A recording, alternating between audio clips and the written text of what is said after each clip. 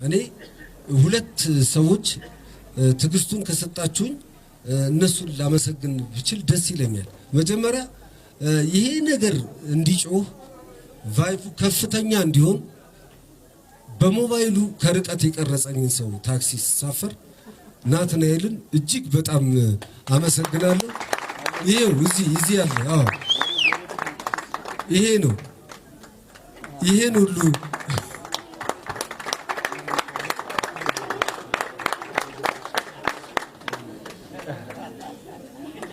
በጣም ነው የሚገርማችሁ። እኔ ትንሽ ተሰምቶኝ ነበር ያኔ እንዴት ያለ ፈቃድ ይቀርጻል ምናምን ብዬ እና ብዙም ከዛ በኋላ ኮሜንቱን ሳየው እጅግ በጣም እኔ የሚያደንቁ የሚያከብሩ ሰዎች የጻፉት ነውና ምንም ኔጌቲቭ ነገር የለውም። ሁሉም ፖዚቲቭ ነገር ነው የተጻፈውና በዛ ተጽናንቼ ዝም አልኩ እንጂ መጀመሪያ ከርቀት ያነሳኝ እሱ ነው። ታክሲ ውስጥ ሆኖ ምናምን ነው ያነሳኝ እና